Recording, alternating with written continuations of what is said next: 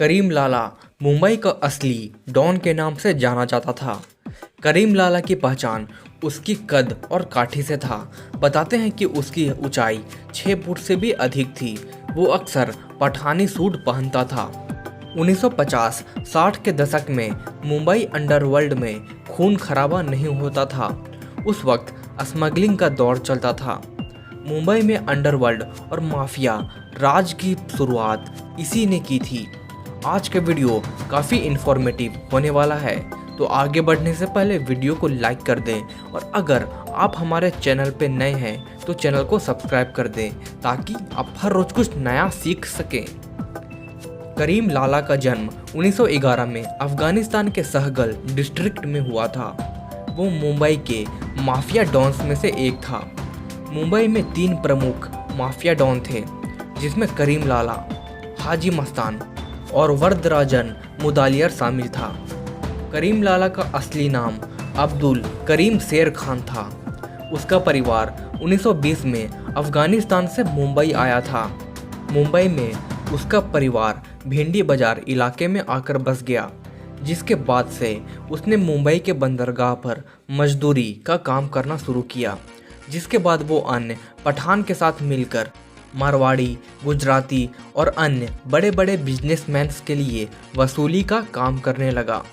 करीम लाला करीब 2 दशक तक पठान गैंग का मुखिया बना रहा था। मुंबई के कई इलाके जैसे कि डोंगरी, नागपाड़ा, भिंडी बाजार और मोहम्मद अली रोड, इन सब इलाके पे इलीगल व्यापार चलता था, जिनमें सट्टा, शराब का बनाना, अवैध पैसा वसूली, जमीन हड़पना, सुपारी किलिंग, ड्रग्स का कारोबार शामिल था। 70 से 80 दशक में मुंबई शहर 3 डॉन्स के बीच बटा था। एक हिस्से में करीम लाला का कारोबार था, दूसरे में हाजी मस्तान का और तीसरे में वरदराजन, जिसे वरदा भाई के नाम से भी जाना जाता था। इन तीनों लोग ही मुंबई शहर को कंट्रोल करते थे। मुंबई शहर पे करीम लाला का राज लगभग 30 साल यानी कि 1950 से 1980 के बीच रहा। करीम लाला और दाऊद इब्राहिम के बीच बड़ी दुश्मनी थी। दाऊद उससे डरता था। दाऊद इब्राहिम ने करीम लाला के इलाके में अपने भाई शब्बीर के साथ तस्करी का काम शुरू कर दिया था, जिससे वो करीम लाला के पठान गैंग का दुश्मन बन गया। 1981 में करीम लाला के गैंग ने दाऊद के भाई शब्बीर की हत्या कर दी, जिसके बाद दोनों गैंगों में जंग छिड़ गई। 1986 में दाऊद के गैंग ने करीम लाला के भाई रहीम खान की हत्या कर दी। अब दोनों के बीच की दुश्मनी खुलकर सामने आ चुकी थी। एक बार दाऊद इब्राहिम मुंबई में करीम लाला के हत्थे चढ़ गया। दाऊद को पकड़ने के बाद लाला ने उसकी जमकर पिटाई कर दी। वो लगभग अधमरा हो गया था। उसे काफ़ी गहरी और गंभीर चोटें आई थी, जिसके बाद लाला ने उसे जीवित छोड़ दिया। लाला का जितना खौफ मुंबई शहर में था, लोग उसे उतना पसंद भी करते थे। उसके घर पर रोज जनता दरबार लगता था, जहां लोग अपनी परेशानी बताते थे और लाला तुरंत ही उनकी परेशानी का समाधान कर देता। इस बात ने करीम लाला को इतना लोकप्रिय बना दिया कि हर समाज और संप्रदाय उसके पास मदद मांगने आते थे। सभी उसकी इज्जत करते थे।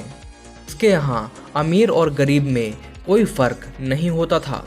उसके घर पर हर शाम 4 बजे से 7 बजे तक ये दरबार चलता था। कई बॉलीवुड सेलिब्रिटी भी उससे मिलने दरबार आते थे। उससे जुड़े कई कहानी आज भी प्रचलित है। एक प्रॉपर्टी को लेकर हुए विवाद के बाद एक महिला ने उस पर आरोप लगाया कि लाला ने घर खाली करवाने के लिए उसके साथ मारपीट की। जब यह केस कोर्ट पहुंचा तो करीम लाला को सुनवाई के लिए बुलाया गया। कोर्ट पहुंचते ही करीम लाला को देखकर सब खड़े हो गए। विटनेस बॉक्स में पहुंचने के बाद मजिस्ट्रेट ने उससे सवाल पूछा कि तुम्हारा नाम क्या है। तो करीम लाला बोला, ये कौन काली कोट वाली महिला है जो हमारा नाम नहीं जानती। उसकी बात सुनकर कोर्ट में सब ठहाके लगाने लगे। वैसे तो मुंबई में कई डॉन थे, लेकिन करीम लाला सभी का मुखिया था। असल में मुंबई में अंडरवर्ल्ड की शुरुआत उसी ने की थी हालांकि वो लोगों के बीच काफ़ी प्रसिद्ध था।